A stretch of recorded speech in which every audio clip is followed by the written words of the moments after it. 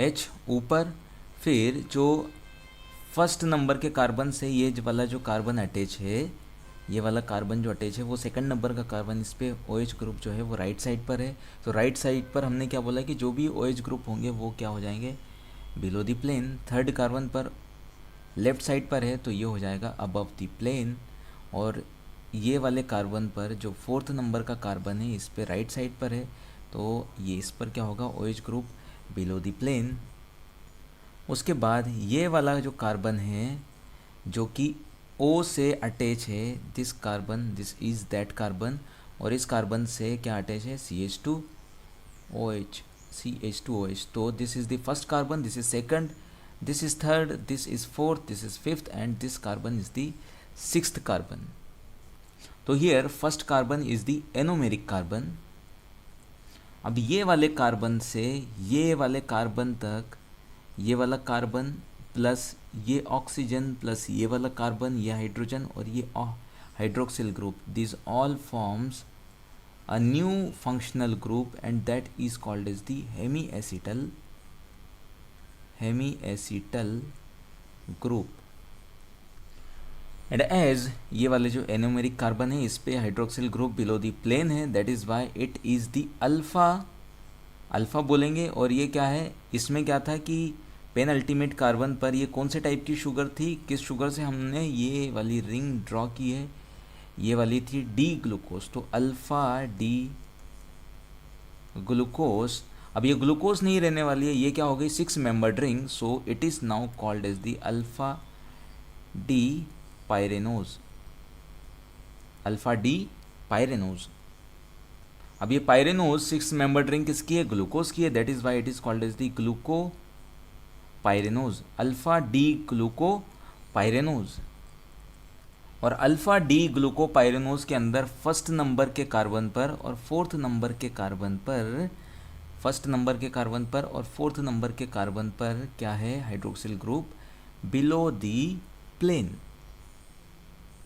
So friends, I am very much sure that now you know what are the alpha and beta.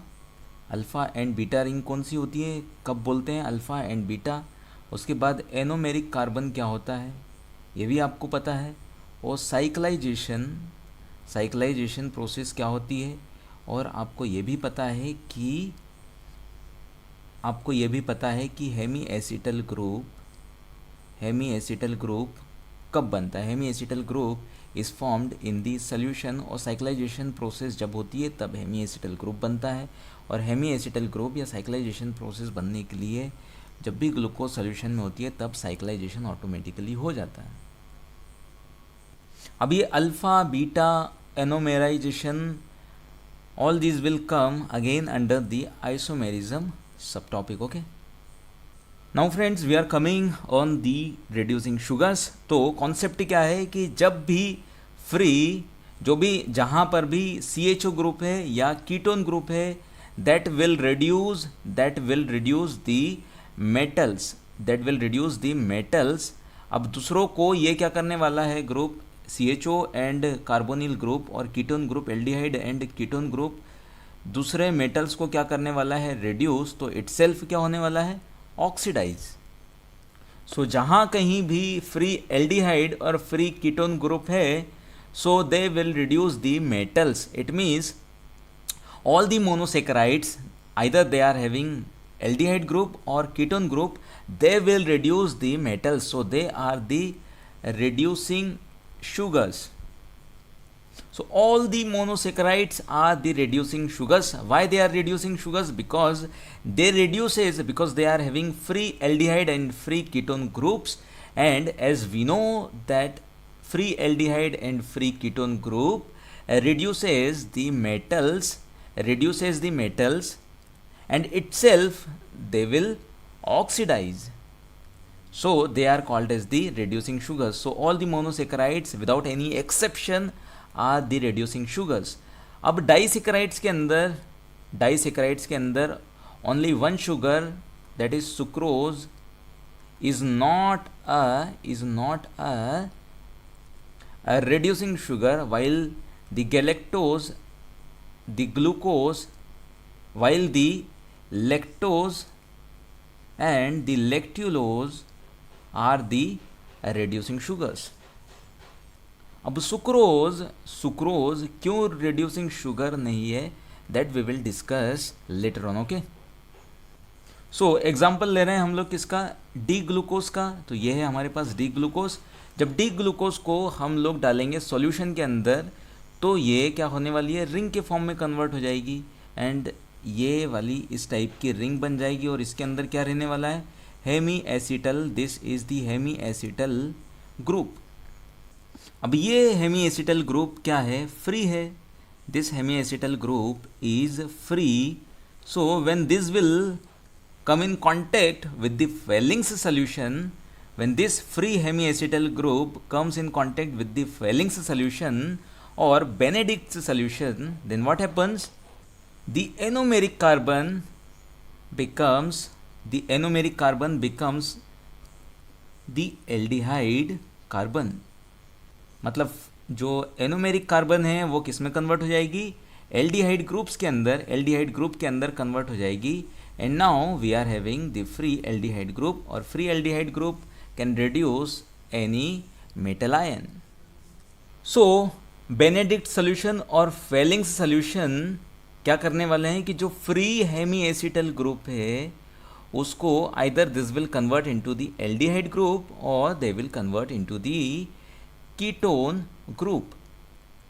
अब ये sugar, ये ring अगर aldehyde group से बनी होगी तो दैट विल, फेलिंग सोल्यूशन इस एल्डिहाइड शुगर को किस में कन्वर्ट कर देगा, इस रिंग को किस में कन्वर्ट कर देगा, एल्डिहाइड ग्रुप के अंदर. अगर ये रिंग कीटोन ग्रुप ग्रुप की किसी शुगर से, कीटोन ग्रुप कंटेनिंग किसी शुगर से बनी होती, सो दिस बेनेडिक्ट सोल्यूशन और फेलिंग सोल्यूशन विल कन्वर्ट, किसके अंदर कन्वर्ट कर देता है, कीटोन ग्रुप के अंदर. ये जो एल्डिहाइड ग्रुप यहाँ पे अभी है तो वो किस में कन्वर्ट हो जाता, कीटोन ग्रुप के अंदर. सो फ्री कीटोन और free aldehyde group can reduce the metal ions, but if in this solution, in spite of adding Fellings solution or Benedict solution, if the hemiacetal group is not free, then the aldehyde or ketone group will not be formed, and in that case the sugar or carbohydrate will be non-reducing. अब क्या करना है, concept क्या है कि एक tube के अंदर लेना है हमको बेनेडिक्ट सोल्यूशन या फेलिंग्स सोल्यूशन, और उसके अंदर बेनेडिक्ट्स और फेलिंग सोल्यूशन के अंदर कौन से आयंस होते हैं, कॉपर +2 आयंस होते हैं. ठीक है, कॉपर +2 आयंस होते हैं. अब टेस्ट ट्यूब के अंदर क्या डाला हमने, फेलिंग सोल्यूशन या बेनेडिक्ट सोल्यूशन. उसके बाद हम लोग इस टेस्ट ट्यूब के अंदर क्या डाल देंगे, कार्बोहाइड्रेट. अभी पता नहीं है कि ये रिड्यूसिंग है कि नॉन रिड्यूसिंग है. अगर अभी जो फेलिंग सोल्यूशन और बेनेडिक्ट सोल्यूशन होता है उसका कलर कैसा होता है, ब्लू कलर होता है. अब अगर कार्बोहाइड्रेट डालने के बाद ये जो फेलिंग सोल्यूशन है या बेनेडिक्ट सोल्यूशन है, अब क्या करेंगे, उसको हीट करेंगे. हीट करने के बाद अगर बेनेडिक्ट सोल्यूशन का कलर रेड हो जाता है, अगर बेनेडिक्ट सोल्यूशन का कलर ब्लू से क्या हो जाता है, रेड हो जाता है, then that sugar was reducing in nature. जो कार्बोहाइड्रेट, जो शुगर हमने डाली है वो कैसी थी, वो रिड्यूसिंग थी. अगर कलर चेंज नहीं होता है सो ये वाली शुगर कैसी थी, नॉन रिड्यूसिंग. अब रिड्यूसिंग शुगर्स आपको पता है. अब रिड्यूसिंग कलर क्यों चेंज हुआ, बिकॉज कॉपर +2 जो है वो कन्वर्ट हो गया है कॉपर 1 के अंदर. It means this metal ion is reduced while the carbohydrate is oxidized in the solution. So reducing sugars कौन कौन सी है, ये एग्जाम्पल्स आपको याद रखने हैं. ऑल दी मोनोसेकेराइड्स, डाइसेकेराइड्स के अंदर lactose and only maltose, and also lactulose. और नॉन रिड्यूसिंग के अंदर only disaccharide, that is the sucrose. और पॉलीसेकेराइड्स, तो all the polysaccharides are non reducing in nature. अब सुक्रोज जो है नॉन रिड्यूसिंग क्यों है, because it is not having free hemiacetal group, because that hemiacetal group has taken part in the formation of glycosidic bond with the other sugar. Now here one very important question is that Fellings and or Benedict solution both are used for the qualitative as well as the quantitative determination. अब इसका क्या मतलब है कि qualitative और quantitative, इसका मतलब ये है कि कौन सी शुगर है ये तो पता कर ही लेते हैं, और शुगर कितनी है सैंपल के अंदर वो भी हम लोग पता कर सकते हैं। Amount of the sugar that is present in this sample can be determined with the help of the Fehling's and Benedict solution. Let's suppose this is a 100 ml, this is a 100 ml urine sample, और इस urine sample के अंदर क्या है, diabetic patient है, तो इसके अंदर क्या होगा, कार्बोहाइड्रेट या शुगर होगी। अब ये शुगर कौन से टाइप की है, ग्लूकोज है कि गैलेक्टोज है, कौन सी शुगर है, मोनोसेकेराइड है कि डाइसेकेराइड है, ये पता कर सकते हैं।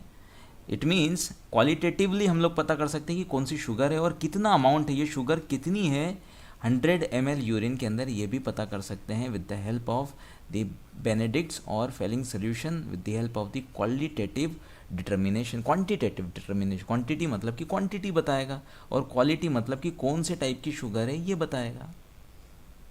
तो ये दोनों हम लोग फेलिंग्स और बेनेडिक्ट सोल्यूशन से पता कर सकते हैं। We have discussed then different types of the carbohydrates under the classification, and now the most important one that is we will discuss how the glucose structure looks like. आपको कैसे glucose का structure बनाना है, कैसे draw करना है, इसके अंदर हम लोग डिस्कस करेंगे। And this is very very important because glucose एक ऐसा मॉलिक्यूल है जो आपके सामने बार बार again and again this is going to come. तो आपको इसकी पिक्चर ये दिखता कैसा है ये आपके लिए जानना बहुत ज़रूरी है। तो फ्रेंड्स लेट्स बिगिन नाउ। सबसे पहले जो हम जानते हैं, क्या जानते हैं कि ग्लूकोज जो है that is having 6 carbon atoms. This is hexose sugar. 1 2 3 4 5 and this is 6. So glucose is having 6 carbon atoms. This is hexose sugar. उसके बाद ग्लूकोज क्या है, एल्डोज शुगर है, मतलब इसके अंदर क्या है, एल्डिहाइड ग्रुप होता है। इसके अंदर कौन सा ग्रुप होता है, एल्डिहाइड। तो फर्स्ट कार्बन पर कौन सा ग्रुप होता है, aldehyde. So this is the aldehyde group. अब क्या करना है, इसको क्या बनाना है, polyhydroxyl compound. It is a polyhydroxyl compound. Carbohydrates क्या होते हैं, पॉलीहाइड्रोक्सिल कंपाउंड्स। तो एक OH जो है सेकंड कार्बन पर राइट साइड पर ऐड करना है, बट थर्ड कार्बन पर क्या होगा, उल्टा। थर्ड कार्बन पर क्या होगा, थर्ड कार्बन पर क्या होने वाला है, थर्ड कार्बन पर OH ग्रुप जो है वो लेफ्ट साइड में अटैच होने वाला है। बाकी सब के अंदर राइट साइड पर OH राइट साइड पर रहने वाला है। तो वाटर के मॉलिक्यूल ऐड करना है तो OH ऐड किया, उसके बाद H ऐड करेंगे, OH ऐड किया, उसके बाद H ऐड करेंगे, OH ऐड किया इधर 4th नंबर के कार्बन पर, इधर H ऐड करेंगे, इधर OH ऐड किया राइट साइड पर, तो इधर H ऐड करेंगे, और जो 6th कार्बन है उसके अंदर क्या होगा, OH और 2 हाइड्रोजन अटैच होंगे। इट मीन्स इसको 6th नंबर के कार्बन एटम को ऐसा भी लिख सकते हैं, कैसे कैसे लिखेंगे, CH2OH। ओके, सो क्या करना है, 6 कार्बन एटम्स लिखना है, 1 2 3 4 5 and this one is 6। First carbon पर एल्डिहाइड ग्रुप ऐड करना है, उसके बाद थर्ड कार्बन पर सिर्फ लेफ्ट साइड पर OH ग्रुप ऐड करना है, बाकी सब कार्बन के अंदर OH जो है वो राइट साइड पर रहने वाला है। तो थर्ड कार्बन 3 जो रहता है वो कैसा रहता है, उल्टा। 3 इज 3 तिगाड़ा काम बिगाड़ा बोलते हैं ना, तो 3 के अंदर क्या है, 3 के अंदर क्या है, उल्टी साइड पर लेफ्ट साइड पर OH ग्रुप रहने वाला है, बाकी सारे कार्बन्स पर OH ग्रुप जो है वो कहाँ पर रहेगा, राइट साइड पर। अब स्टार्ट कहाँ से करना है, जहाँ से एल्डिहाइड ग्रुप ऐड अटैच है, जहाँ पर एल्डिहाइड ग्रुप है उस कार्बन से हमको काउंटिंग स्टार्ट करनी है, 1 2 3 इस टाइप से। तो 1 2 3 4 5 एंड 6। तो सेकंड लास्ट जो कार्बन है, सेकंड लास्ट जो कार्बन है that is the 5th carbon atom from the aldehyde group. तो ये 5th नंबर का जो कार्बन एटम है इसको बोलते हैं क्या, penultimate carbon, penultimate carbon. अब ये पेन अल्टीमेट कार्बन पर जो हाइड्रोक्सिल ग्रुप अटैच है वो डिसाइड करेगा कि ये डी शुगर है या फिर एल शुगर है। अगर जो पेन अल्टीमेट कार्बन है इसमें अगर हाइड्रोक्सिल ग्रुप राइट साइड पर अगर होता है तो this is the D sugar, और if this OH group on the penultimate carbon is attached on the left side, then it is which sugar? It is L sugar, क्योंकि उल्टा हो गया। अब उल्टा मतलब कि लेफ्ट साइड पर अगर होगा तो L शुगर, राइट साइड पर होगी तो D शुगर। अब अगर बात करें कायरल कार्बन, कायरल कार्बन मतलब कि ऐसा कार्बन जिसके अंदर 4 बॉन्ड्स होते हैं कार्बन के अंदर, तो चारों बॉन्ड से जो एटम्स अटैच हैं वो डिफरेंट हो, चारों बॉन्ड्स से जो एटम अटैच हो वो क्या हो? डिफरेंट हो, then it is the chiral carbon. अगर कायरल कार्बन वो कार्बन होता है जहाँ पर 4 जो बॉन्ड्स हैं कार्बन के अंदर होते हैं, चारों बॉन्ड्स से जो मॉलिक्यूल्स जो एटम्स अटैच हैं वो डिफरेंट हो, तो उसको क्या बोलते हैं? Chiral carbon.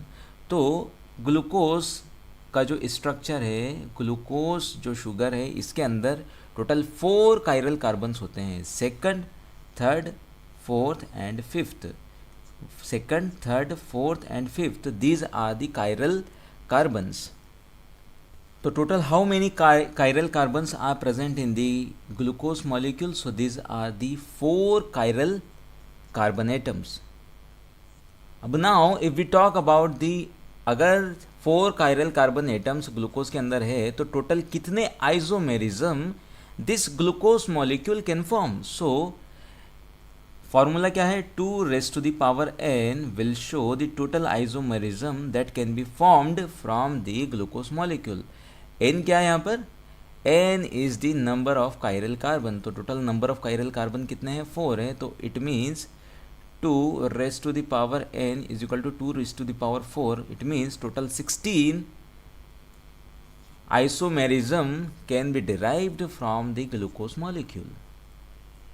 So again my dear friends, here we have the structure of the glucose. So at the first position there is a aldehyde group, third carbon पर OH की जो पोजीशन है वो क्या हो जाती है? उल्टी हो जाती है। थर्ड कार्बन फोर्थ फिफ्थ पर राइट साइड पर ही रहती है, सेकंड, फोर्थ एंड फिफ्थ पर क्या रहती है? राइट साइड पर ही रहती है। बट थर्ड कार्बन पर क्या हो जाती है? उल्टी पोजीशन। OH ग्रुप की जो हाइड्रोक्सिल ग्रुप है उसकी क्या हो जाती है? उल्टी पोजीशन, लेफ्ट साइड पर हो जाती है। और जो फिफ्थ नंबर का जो सेकंड लास्ट कार्बन एटम है that is from the aldehyde group, जो सेकंड लास्ट कार्बन होता है वो डिसाइड करता है कि उस पर जो OH ग्रुप होता है वो डिसाइड करता है कि ये D शुगर है कि L शुगर है। अगर राइट साइड पर OH ग्रुप है तो इट इज़ D शुगर, और अगर लेफ्ट साइड पर अगर होता तो this will be the L sugar. But in the nature most of the sugars are most of the sugars have OH group on the right side. मतलब आपको maximum जो sugars मिलने वाली हैं वो डी टाइप की ही शुगर्स मिलने वाली है, एल टाइप की बहुत कम शुगर्स होती है. So this fifth number carbon atom is the penultimate carbon atom, and this decides the D and L forms of the sugars. और total number of chiral carbons कितने हैं? Chiral carbons, और these are also called as the asymmetric carbons. तो asymmetric carbons और chiral carbons are same. So second, third, fourth and fifth number carbon atoms are the asymmetric और chiral carbons. तो total number of isomers की अगर बात करें तो total how many isomers this glucose molecule can form. So these are the formula is the 2 raised to the power n. So n is the number of chiral carbon atoms. So total number of chiral carbon atoms are 4. So this forms the 16 number of carbon, 16 isomers forms from the glucose molecule. So my dear friends, this is the basic structure of the glucose molecule that you should know about this. आपको इसके बारे में इतना जानना तो ज़रूरी है कि इसको कैसे ग्लूकोज का जो मॉलिक्यूल है इसको कैसे ड्रॉ करना है. तो 6 कार्बन एटम्स लिखने हैं, 1 2 3 4 5 6। फर्स्ट नंबर पर एल्डिहाइड ग्रुप, थर्ड नंबर पर जो है उल्टा लेफ्ट साइड पर OH ग्रुप अटैच करना है, बाकी सारे कार्बन एटम्स पर राइट साइड पर, and this will form your glucose molecule. So in this way you can form the glucose molecule. अब आगे आइसोमेरिज्म के अंदर हम लोग देखेंगे कि अगर थर्ड नंबर के कार्बन पर OH ग्रुप की पोजीशन चेंज कर देते हैं, या फिफ्थ नंबर के कार्बन पर OH ग्रुप की पोजीशन चेंज कर देते हैं, या फोर्थ नंबर के कार्बन पर OH ग्रुप की पोजीशन चेंज कर देते हैं, then this will form either galactose और मेनोज.